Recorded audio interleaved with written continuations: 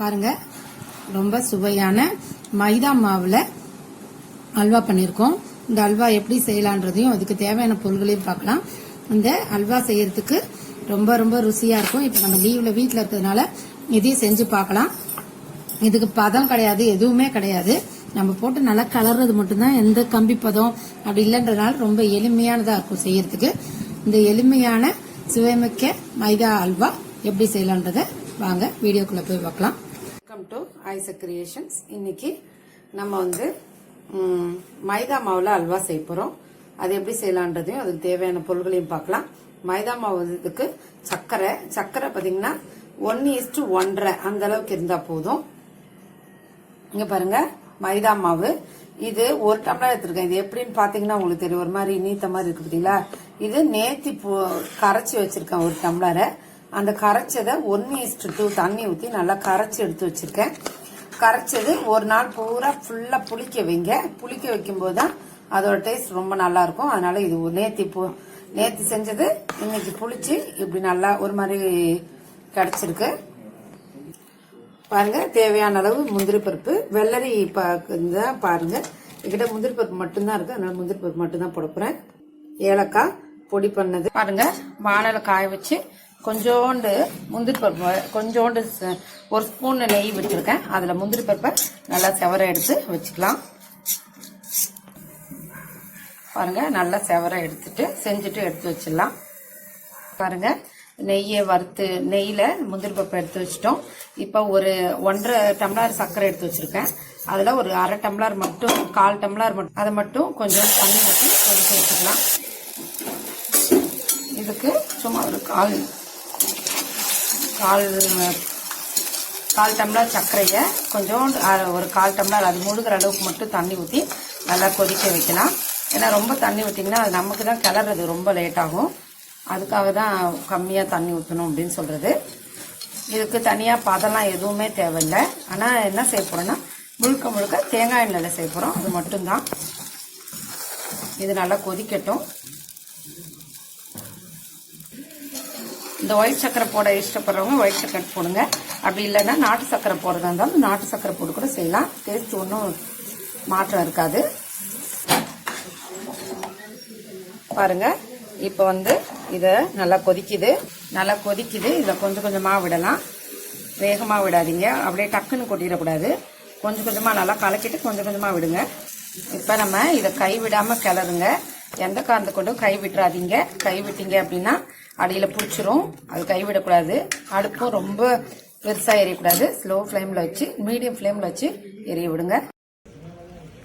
பாருங்க, நம்ம நல்லா பாத்திரத்தை கிளறிக்கிட்டே இருக்கும். பாருங்க, டிரான்ஸ்பரண்ட் கலர் வந்துருச்சு பாத்தீங்களா.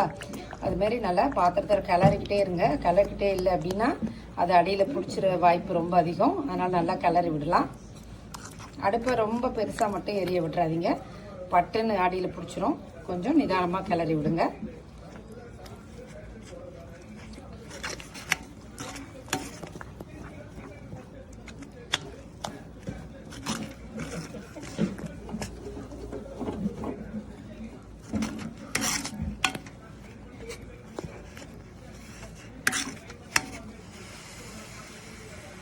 பாத்தீங்களா, நல்லா அடியில் பிடிக்காத அளவுக்கு வந்துருச்சு. பார்த்தீங்களா, இது நல்லா வெந்துருச்சு. இப்போ சர்க்கரையை கொஞ்சம் கொஞ்சமாக கொட்டலாம். இப்போ நம்ம முன்னாடியே எடுத்து வச்ச சர்க்கரையில் மிச்ச சர்க்கரை இதில் போடலாம். கொஞ்சம் கொஞ்சமாக அதையும் கலருங்க.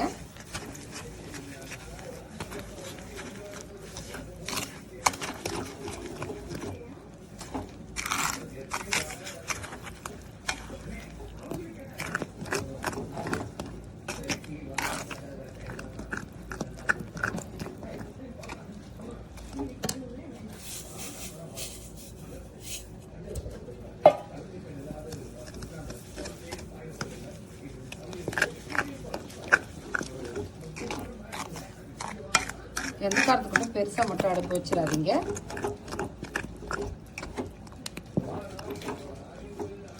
பாருங்க, எதுவுமே ஒட்டலை. நல்லா டிரான்ஸ்பரண்ட் கலர் வந்துருச்சு. இப்போ நம்ம தேவையான கேசரி கலரை நம்ம இதை போடலாம்.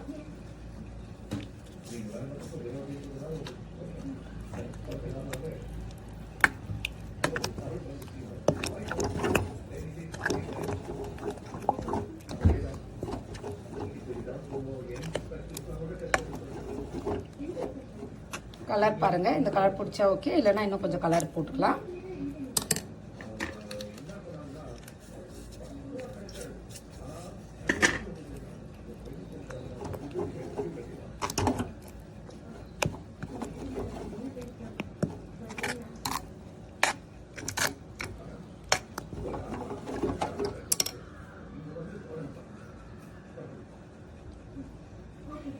இதுக்கு முக்கியமாக நம்ம தேவைப்படுறது தேங்காய். தேங்காய் தான் ஊற்றி தான் இதில் செய்ய போகிறோம். அதனால் கொஞ்சம் கொஞ்சமாக இதுக்கு 1 கப்புக்கு 1.5 கப்பு வரைக்கும் தேங்காய் தேவைப்படலாம். கொஞ்சம் ஊற்றி விடுங்க. சப்போஸ் உங்களுக்கு பிடிக்கல அப்படின்னாலும் வேறு வழியில் செஞ்சு தான் ஆகணும். ஆனால் மொத்தமாக எல்லா எண்ணெயும் மொத்தமாக கொட்டிடாதீங்க.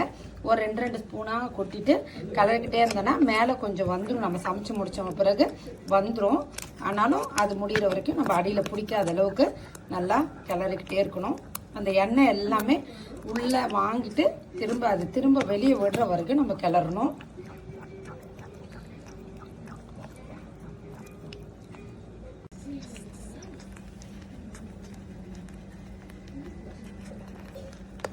பாருங்க, 2-3 வாட்டி எண்ணெய் இந்த கரண்டியால் ஒவ்வொரு கரண்டியாக 2-3 வாட்டி ஊற்றிட்டேன். நல்லா கிளறேன்.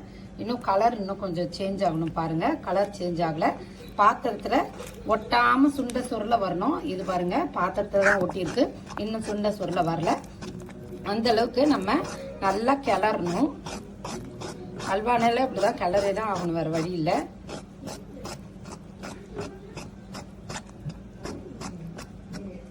எப்படின்னா நம்ம விட்ட எண்ணெய் வெளியில வரணும். இங்க பாருங்க, இதுல வந்து பாத்திரத்துல ஒட்டாத நம்ம சுருண்டுட்டு வரணும். அதுதான் முக்கியம். இப்ப அப்படிலாம் இல்லை பாருங்க, பாத்திரத்துல ஒட்டிட்டு தான் இருக்கு. அதனால இன்னும் கிளறுங்க. பாருங்க, இப்ப ஏலக்காய் பொடி போடும். ஏலக்காய் பொடி போடணும்னா போடுங்க, இல்லைன்னா வெனிலா எசன்ஸ் இருந்ததுன்னா அது கூட நம்ம அதை கொஞ்சம் விட்டுக்கலாம். இப்போ உங்களுக்கு பார்த்தீங்கன்னா தெரியும், இங்க பாருங்க ஒரு மாதிரி இந்த சைடெல்லாம் ஒரு மாதிரி பபிள்ஸ் வருது பார்த்தீங்களா. இன்னும் எண்ணெய் வரல, அதனால இன்னும் நம்ம கிளறணும். இப்போதான் இங்கே பாருங்க, லைட்டாக பாத்திரத்தில் பிடிக்காத இப்போ தெரிஞ்சு பார்த்தீங்களா. முன்னாடி நல்லா பாத்திரத்தில் பிடிச்சிது, இந்த மாதிரி பிரிஞ்சே வரல. ஆனால் இப்போ தான் லைட்டாக பிரிஞ்சு வருது பாருங்க. இது கரெக்டான கணக்கு இல்லை, இன்னும் கொஞ்சம் ரெடி ஆக போகுதுன்றதுக்கான கணக்கு தான் இது. இன்னும் கொஞ்சம் ரெடி ஆகட்டும்.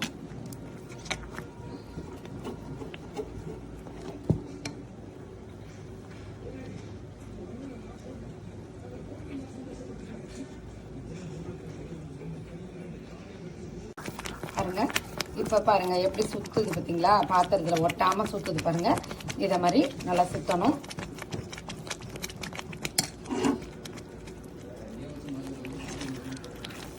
இங்கே பாருங்க, இந்த சைடெல்லாம் பாருங்க, இந்த மாதிரி நல்லா கரெக்டான பதம் இதுதான்.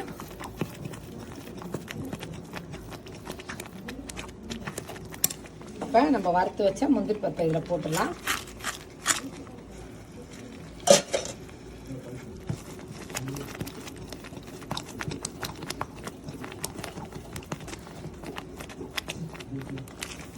இங்க பாருங்க, நல்லா கலரி வந்துருச்சா.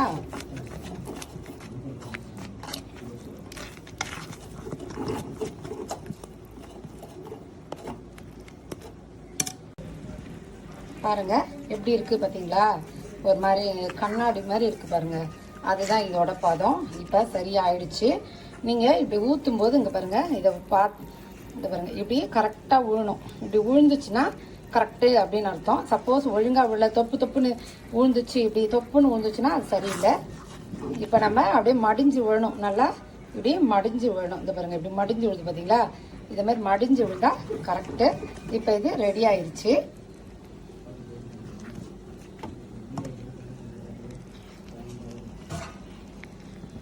இப்போ ஒரு பாத்திரத்தில் நெய் தடவி வச்சிருக்கேன். அந்த பாத்திரத்தை இதில் கொட்டிடலாம்.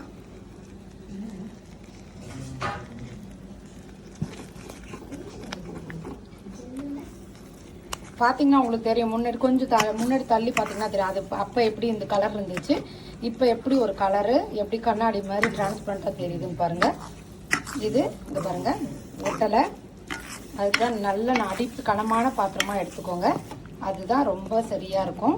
ஆனால் ஒரு 1/2 மணி நேரத்துக்கு மேலே கிளறதுக்கு நீங்கள் ரெடியாக இருக்கணும். அப்பதான் சரியா வரும். அது மாதிரி தேங்காய் எண்ணெயும் நிறைய ஊத்துறதுக்கும் சரியா இருக்கும். நீங்க ரெடியா இருக்கணும். அப்பதான் அதுவும் கரெக்டா வரும். இல்லைன்னா மாவு ரொம்ப நல்லா வேகாத ஒரு மாதிரியா இருக்கும். அதனால ஒரு டம்ளர் அப்படின்னா அதுக்கு 1.5 டம்ளர் தேங்காய் எண்ணெய் ஊற்றவும் ரெடியா இருக்கணும் நீங்க. அதனால ஒரு அரை மணி நேரத்துக்கு மேல கிளறவும் நீங்க ரெடியா இருக்கணும். அப்படி இருந்தீங்க அப்படின்னா இந்த அல்வா செய்யலாம். நம்ம கடையில தான் நம்ம வாங்கி சாப்பிடுவோம். இதை வீட்லயே சமைச்சு சாப்பிடும்போது பாருங்க ரொம்ப நல்லா இருக்கும்.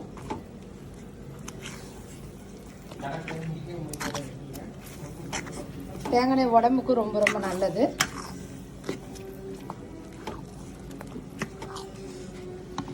இந்த பாத்திரத்துல இப்படி இங்க பாருங்க மடிஞ்சு ஊழுது பாருங்க.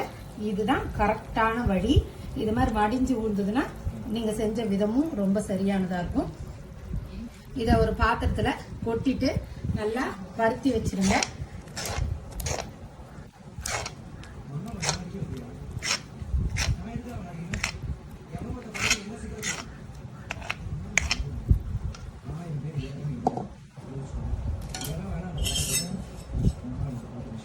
பாருங்க அதை நல்லா அப்படி பருத்தி விட்டுருங்க. அது மேல அழகுக்கு ரெண்டு முந்திரி பருப்பை இப்படி போடுங்க.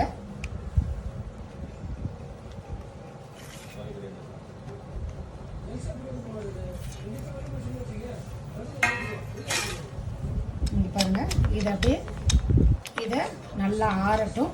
நம்ம நல்லா ஆறின பிறகு பீஸ் போட ஆரம்பிக்கலாம். இது ரொம்ப நல்லா ஆறட்டும்.